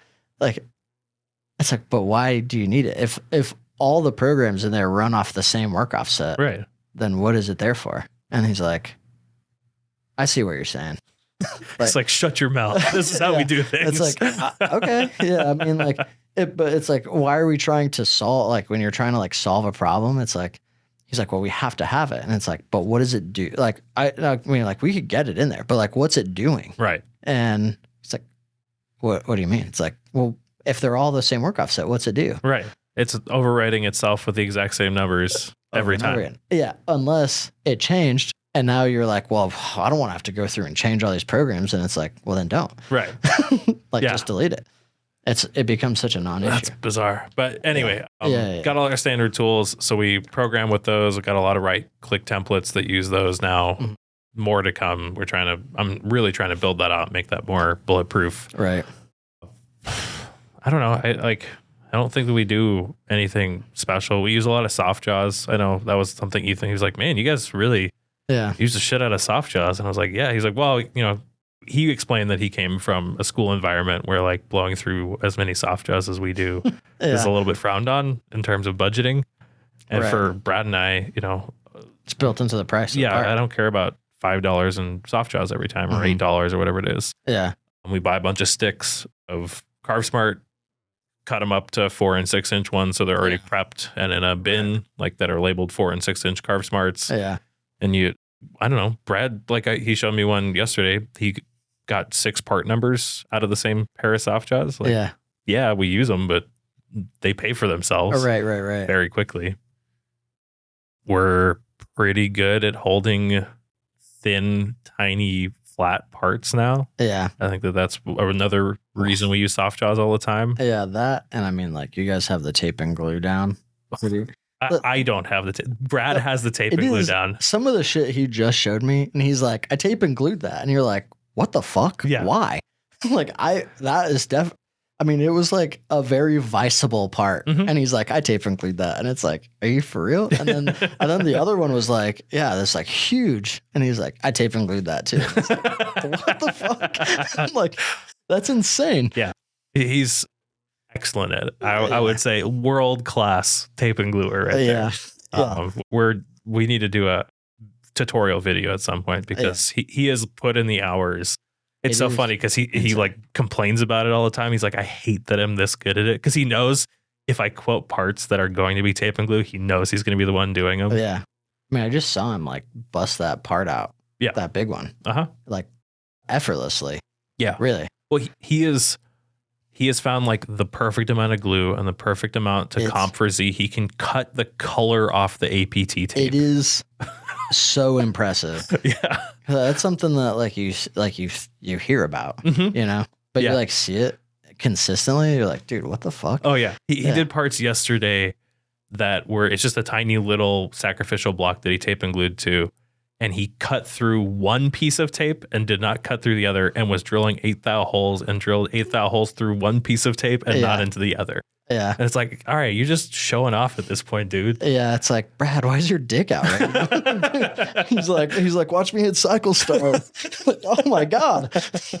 Yeah. He is top notch at that. Yeah. But yeah. Again, like we program the part, any edits or any changes happen immediately. We send them over. We rarely have more than maybe 5 parts to do. So it's not, there's no documentation of like, oh, I hand edited this, or, oh, I changed this. You just do it, you get through the parts and it's done. And programs we keep them on our server, but I think I've referred to an old program once in 2 years or something like that. But yeah, we store all our files there just as a place to post, because the brothers you can't post directly to like you can with a Haas or whatever. Oh, right. So we store that stuff there. We store our label templates and things like that on our server. Yeah. I do have lots and lots and lots of files that I've had to go back to. Right. Yeah. Just because people doing wonky shit. Like, I didn't change anything. It's like, okay. Let's look at this. Like, I have the last program I sent you. What do we do here? Yeah. So send me the file back and we'll file compare. Like, oh, it just started clipping this corner all of a sudden. Like, what? Like, oh. I was like, well, maybe, I did just send you new code. So maybe he's like, no, it ran 5 parts good. And then it just started. And it's like, okay. This kid's good, though. He's like, I think it was me. Like, oh, okay. Yeah. Cool. It sounds like he's much better, but it vaguely reminds me of an old coworker of mine where he'd be like, I broke a ball mill. And we go out and feed rate overrides at 200%. Like, yeah. And he's like, oh, I got bored. Like, I don't care. Yeah. Like, what do you mean you got bored? Yeah. Like, I just felt like ripping fucking material off right now. Well, and I've seen on many controls where you can lock out the feed rate and spindle speed overrides. And I've always kind of wondered, like, why would you do that? And then I met people like him and I'm like, oh, that's why. Yeah. Okay. You can also, like, on FANUC controls, you can put it in the program. Right. Yeah. Parameter or something. Yeah. It's just like, it's like 3001, I want to say, equals some number. Changes like, you can turn feed hold off, like feed hold off, which is kind of wild. That's terrifying. Yeah, but I guess like if it's production, it's like I don't want you stopping in the middle of a cycle. Right. You turn feed hold off, feed rate override off, spindle override off, and they can crank those knobs all they want, but it's just not going to do anything. Right. I mean, it was just like such a clear lack of understanding of chip load too, because the spindles on like it was ball milling aluminum. They would already be maxed out at whatever the max was. Right. And he was just, I'll just double the feed rate. Like what could go wrong? Oh, maybe you break the end mill like every time. And it didn't happen just once. It was multiple programs over multiple years. Like that reminds me of a customer when I was still at Methods up in Mesa who they're like, this shit's not working right. And it's like, what? And like we went in there, they're like, it's not holding sides, it's not doing this. And like, yeah, dude, like they're just like cranked all, like the knobs are all cranked, and it's like when you're at like 100, does it make good parts? And he's like, yeah, but it's too slow. Why is that our problem? Like what? Yeah, it's like program the machine better, man. Yeah, obviously making many bad parts quickly is more important than making a few parts good. Yeah, exactly. Yeah. As far as process after that, we don't do a ton of outside vendor stuff. We have some anodize that we do. We do bead blasted house now, or vapor hone. That's all laid out in paperless on whatever processes the customer bought. Yeah. Pack and ship, and then go. We ship most days of the week at this point, and everything is like priority overnight at FedEx. Yeah, you were saying like the speed at which one of your customers wanted parts was like kind of nuts. Oh, I think I've done 2 in the last week that we turned around in 48 hours or something like that. Like, we need it now because he's going to hand deliver it. Yeah. Like, holy shit. Like, all right, fine. Yeah, that's really it. Feel free to reach out, Joel, if you have any more specific questions on my workflow. I don't know that it's kind of like the Ethan problem. Like, I don't know what I'm doing differently than other shops because this is all I've done for years now. Yeah. I've been struggling. Like, quoting has been a struggle lately because I'm trying to I've fucked it up along the way, because I'm winning too much. Yeah. Which is like, again, sick because it's cash flow, but then it's also like, well, I'm winning too much. Like, I'm not, like, now I have way too much work. Yeah. Yeah, you should be winning, what, 50, 60%? Yeah, and I'm at like 90% right now. Yeah, which feels good until you're like, man, I'm super busy and I'm not making as much money as I could. Yeah. And so that's been kind of like, lately I've been like struggling because I've been needing to like revamp it. And I'm like, what makes sense? You know? And like and without just like pencil whipping it. And because like some of it's like, well, this is what I normally would charge for that. But I know what they're asking versus what it's going to be is different, almost always. So like, where does that actually work out to be? Raise your prices 50% across the board. Dude. Yeah. And if too many people balk, you'll know. And you can drop it back down 10% or whatever, 20%. I've had a few people like be like, oh, you need to raise your prices. And so I was like, okay. And then I didn't. And then that same person would be like, so do we have like somebody asked you're so me, expensive now. This was the one, which is like, oh, you're charging how much? You need to charge more. And I was like, okay, then that person brought me somebody to do to quote programming. And I was like, sure. Like, so I charged more. And then he calls me and he's like, so like, how much, like, not the guy that I quoted, but the guy who brought him to me, who said I need to raise my prices, called me and was like, so what can we do? It's like, what do you mean? We just had a conversation about you telling me to add fuck you money to these things. And now he's like, I'm not trying to beat you down, but it's like, kind of sounds like you're trying to beat me down. Raise your prices, but not for me and my friends. Yeah. It was really fascinating conversation for sure. Yeah. That's tough. That's really tough. Yeah. So trying to like go through the quoting because it's working too well. Right. Too well. Yeah. I mean, I think that's a good thing though. That's clearly a sign that the industry is doing pretty well. Yes. If, you're thinking you're quoting well based on your old numbers and people are still more than happy to pay it. Exactly. Yeah.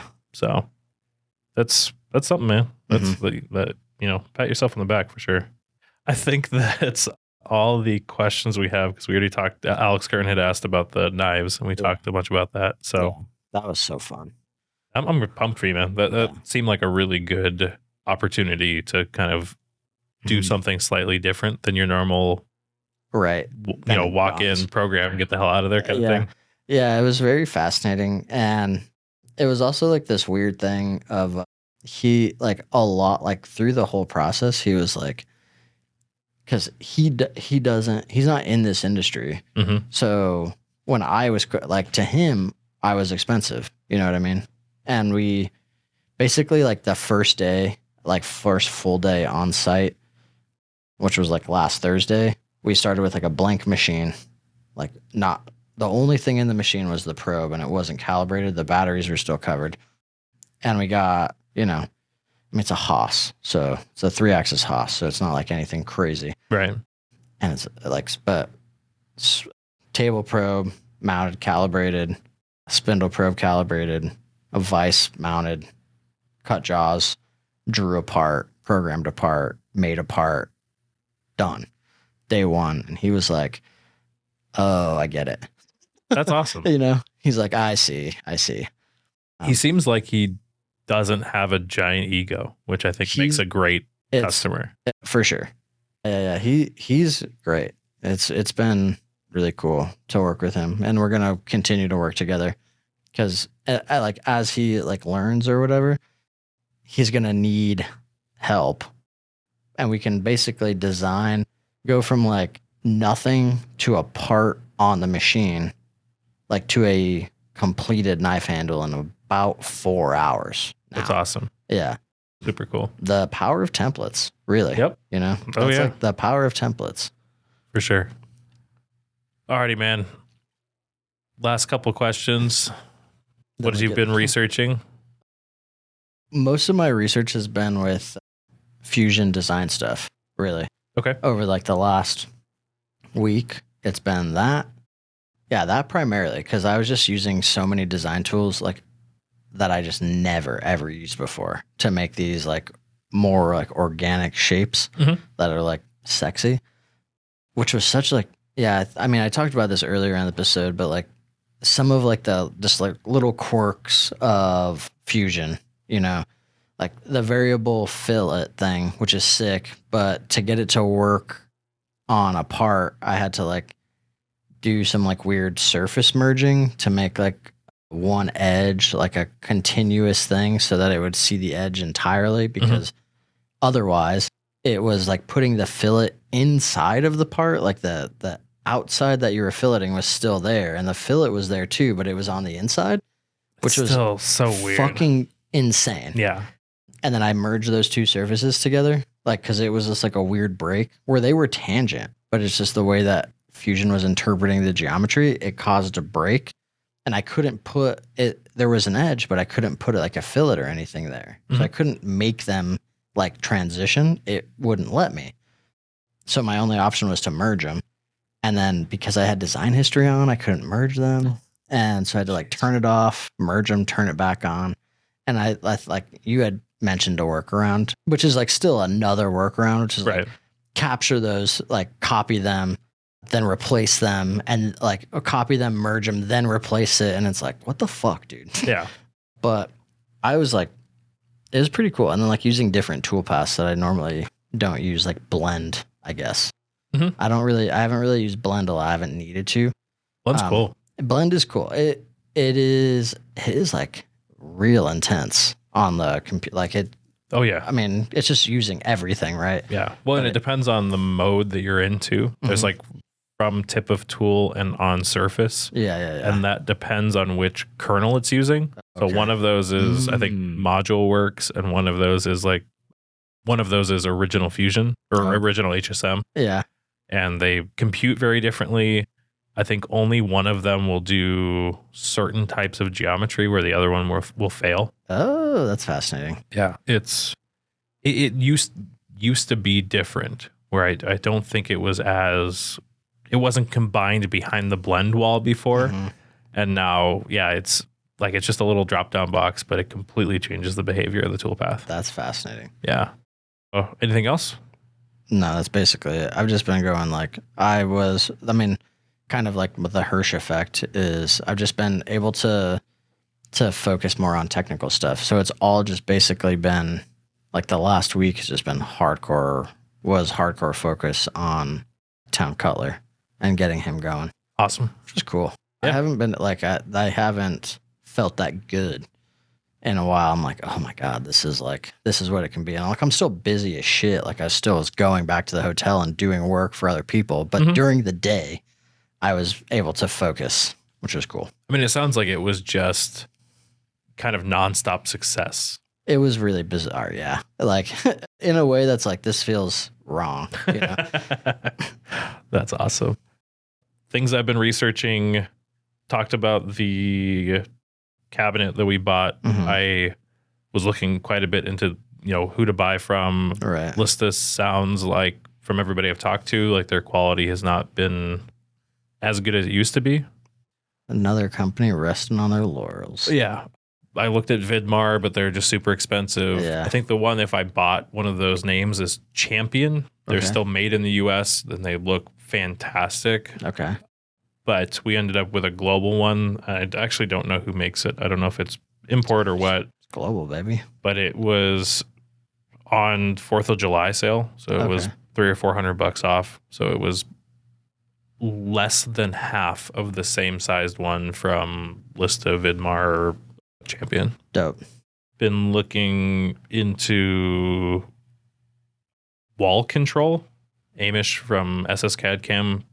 Okay. I bugged him about it because he said something on his Instagram a while ago. It's just like fancy pegboard. So we're gonna that's put right. Yeah. some of that up behind the new tool crib area and hang all our, ER16 wrenches and other stuff that we can up there, I think. Nice. Yeah, I don't know that there's been a bunch of other stuff I've been looking at. I feel like there's something else that I've been researching, but I can't think of it right now. Yeah. And then give me a win from this last week. Oh, Besides the Town Cutler stuff. Shit. Come on now. Oh man, I have a few. I mean, like the continue. I mean, I kind of already talked about all of them from this week, which was just like continuing with the being admin pilled, and like that just being like so wonderful.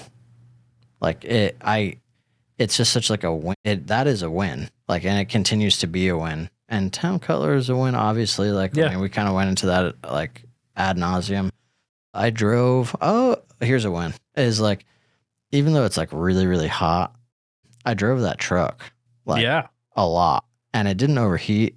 You did, but it didn't. I did. Yeah. I mean, I basically drove like 3.5 hours today from like my sister's place to the customer, and then from the customer to you. Right. And I kind of took the long way, like down through like Oracle and stuff. Oh, I didn't like cut back. I was wondering, it took you a little bit longer than I expected. Yeah. Cause like I could have saved like 20 minutes if I like cut back and like went down I-10. Yeah. I was like, well, this seems kind of nice. And it's like, a nice drive. And probably like more comfortable doing a lower speed. Right. Even though it was a little bit hillier. But no, the truck fucking really, really did well. Awesome. Like, I was never in danger. Like, oh man, last week when I was out here a couple weekends ago, I was driving too fast.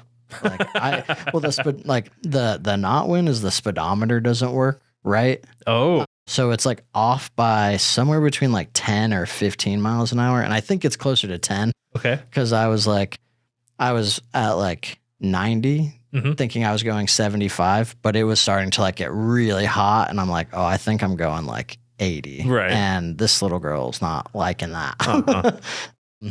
But if I keep it like no faster than like 80 on my speedometer, It does well. Like it might get a little bit hot climbing hills or whatever, but then as soon as I like go down, it just drops. So that's nice.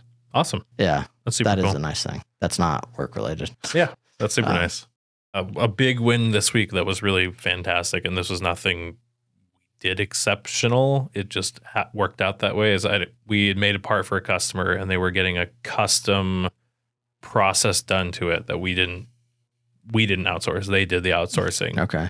And then they emailed me Wednesday morning, I think, and they're like, "Hey, they came back and they're damaged. You know, how quickly can you turn around some replacements, and what's it going to cost us?" And thankfully, it was a Hermla part. It was a one and done part. Oh, cool. I still had the tools loaded up, and so like I was able to basically email them when I got in. It was like, "Hey, I'm already running the first replacement part. Both of them will go out today. That's I'll a hottie. charge you like the same price that what you paid for the first parts, like no expedite fees or whatever." God. And they were like hear the erection through the they were so stoked. Yeah. They were like, "Oh my goodness, you're a lifesaver. Thank you so much." Right. And so that's just one of those ones where I felt good because I was able to take care of their problem. Mm-hmm. They felt good with the whole interaction. It was just good all around. Yeah. Have you taken the 6 Types of Working Genius assessment yet? No, I haven't finished the book yet. I have gotten more into it than any book that we've read recently, or that I've read recently. I've gotten further into it. It's good. Yeah, I like it a lot. It's nice. I'm wondering what your 2 are, because like you're like getting like rock solid over there over like helping people. So I'm wondering if enablement is like one of your top ones. Oh, see, yeah, that'll be interesting. Because like, I mean, I spent like an hour and a half on the phone with like Devin today. Right. Yeah. Yeah. You're talking about working out of the podcast room. I'm like, well, I don't know if you were working for the whole time, but no. I mean, that is work, kind of. Yeah. I mean, I'm not getting paid for it, but no. You know, yeah. I opened up some files and like looked at them. Yeah. I pretended to work while I was helping friends. Yeah. Yeah. No. Real quick before we go. The last 3 questions I ask all the time, I am going to change them. Okay. Not because I don't like them, but because I like moving forward and hearing new stuff. Right. If you are a Patreon member and you listen to this show, I'm going to open up a poll, or not a poll. I'm going to open up a post soon that will let you put up what you think one of the questions should be. And I don't know if it's going to be 3. I don't know if it's going to be 5. Haven't decided on how many I'm going to choose yet. I'm going to pick the top, I don't know, 5 or 6 that people give, and then I'm going to put them up as a poll, and then only the top 1 or 2 levels of Patreon are going to be able to vote on that. Yeah. But everybody who's a Patreon member, free or not, is going to be able to submit what they think one of these questions should be. I don't know if I'm going to change them monthly or every other month, but I think moving forward, I'd like to kind of change it up and ask new questions of every guest. Yeah, that's cool. Yeah, I do dig that. Should be fun. $100 a month. You can just pick the question. Yeah. What did you have for breakfast? That's the number 1. Hey, it's got 1 million votes. In the hotel I just stayed at had Bodie McBoatface is going to win. Yeah. Yeah. This week's question, Bodie McBoatface? Question mark? The fuck? Well, Chris, thank you so much for coming down. Oh, this is a win. Yes, this is definitely a win. It's always good to get to hang out. Really glad. And I am unhappy that you did not get to do what you came down to do, but I am glad that you got to come down early and we get to hang out a little more than usual. We're still getting dinner? Yeah, for sure. Fuck yeah. Dinner talk on the next podcast. Baby. Dinner talk. Let's go. Thank you all for listening, and I will be back next week.